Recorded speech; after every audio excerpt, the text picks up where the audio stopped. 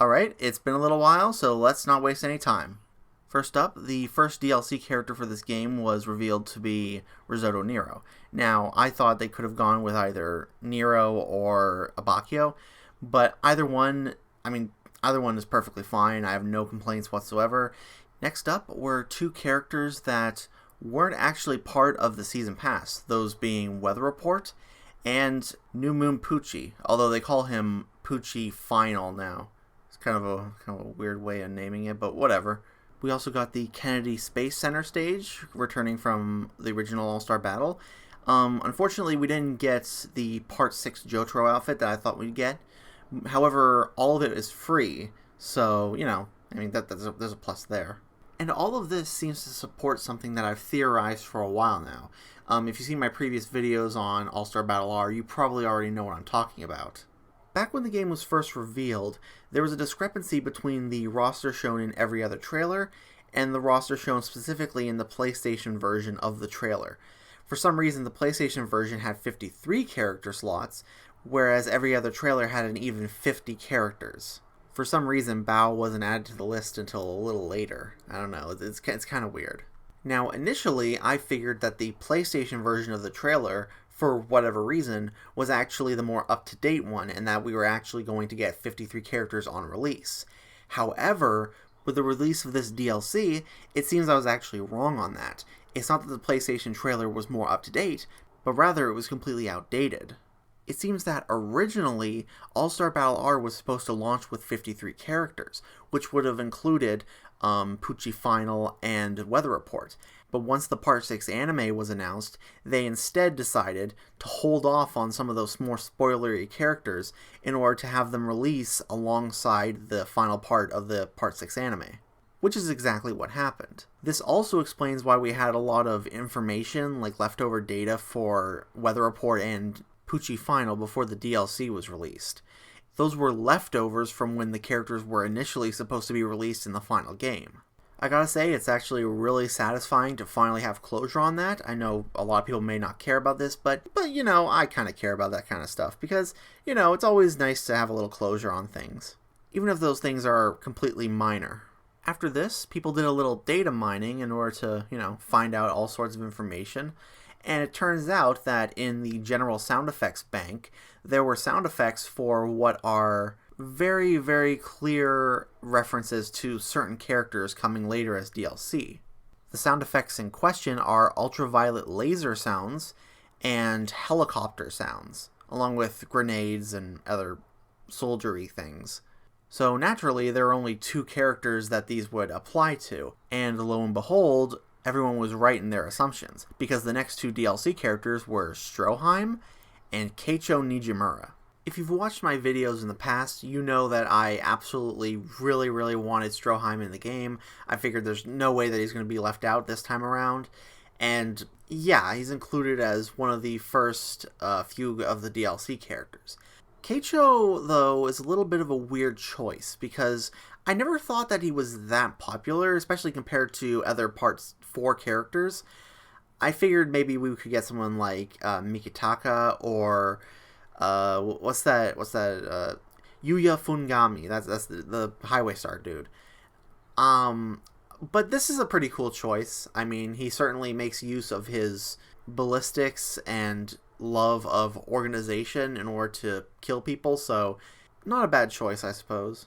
And now that takes us up to the present with the final character of Season Pass 1. And much like the last two, this character was also leaked via sound effects found in the general sound effects folder of the game. The sound effects in question were unique time stop sounds, which could only mean one thing. It's Alternate Universe Diego. Or as the game refers to him, Parallel World Diego. I mean, it's a distinction without a difference. It pretty much just means the same thing. Now, this isn't really much of a surprise for me because I always kind of figured that Alternate Universe Diego is going to be included in the game at some point. I figured it would be base game rather than DLC because, I don't know, it seems kind of weird to pay for a character who, they're presumably reusing a lot of assets from, Diego, who's already in the game, and maybe his model from Eyes of Heaven and stuff like that. But what's most interesting about this is that alongside the reveal trailer, or the teaser trailer, they announced that they're going to be revealing new information on the 11th, which seems to imply that there's a bit more being shown off than just Alternate Universe Diego. Because if the only thing they're showing is Alternate Universe Diego, like a more formal reveal, you'd figure they wouldn't just say it so vaguely. You'd figure that they'd just come out and say, alright, this guy's coming to the game, and he's going to be released on this day, and just be done with it. But this seems to imply there's more going on here. And, I mean, if you're anything like me, you're probably assuming that this means we're going to be getting a second wave of DLC. Further corroborating this, the patch notes were released for this new update, and it seems like it's being released on the 11th. And not only that, it's adding Alternate Universe Diego to the game. So, what's the big announcement then? If we know he's coming on the 11th thanks to the patch notes, what more could you be showing off? There's also the fact that the person who runs the JoJo Twitter account seems to sort of be subtly hinting that there's more DLC on the way, with the insistent terminology of this being Season Pass 1. Almost said Fighter Pass there. Say Smash Brothers. At what points it kind of feels like it. Yeah, they keep saying specifically, this is the final character of Season Pass 1. So it implies that there may be more characters and other stuff being revealed. Of course, this isn't a guarantee that we're going to get more DLC after Alternate Universe Diego, but it seems to be kind of leaning towards that direction. So the question now is, what is this DLC going to look like? Is it going to be another set of 4 characters? I mean, I'd assume so. I mean, that's what makes the most sense. But another question to ask is, what kind of characters are going to be included as part of this DLC? Now, what I mean by that is, the previous DLC kind of had a split between characters that were returning from the previous game, Eyes of Heaven, and new characters that were made from the ground up. So, like, you start out with Risotto, and then the second character is Stroheim, third character Keicho, fourth character Alternate Universe Diego. So we have a new character, followed by a returning character, followed by a new character, followed by a returning character. So one has to wonder if they're going to do the same thing with this hypothetical second DLC. It's certainly possible, but we don't know for sure if that's actually what's going to happen. As such, I've created 2 separate lists for these types of inevitabilities. One where we add in more Eyes of Heaven characters, at least 2 of them, and the other one where we don't include any characters from Eyes of Heaven. So without further ado, here are the characters that I think we might get as DLC for Season Pass 2.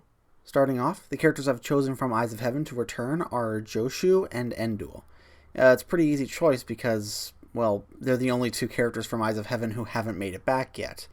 Abakio and Toru are 2 characters that I feel have a good chance of getting in for a Season 2. They're both characters that feel kind of missing from the roster. Like, Abakio is the only member of Team Bucciarati who isn't a playable character, and Toru is the only main villain of JoJo that hasn't been included as a fighter yet. They both have very unique abilities that would lend well to an interesting moveset, and I get the feeling that these are the kinds of characters that people would want to pay money for a Season 2. So moving on to the bottom list, I still feel that Abakio and Toru have a good chance of making it in, but if we aren't getting any more characters from Eyes of Heaven, I think we'll probably get somebody like Jobin from Part 8, or maybe another Part 7 character.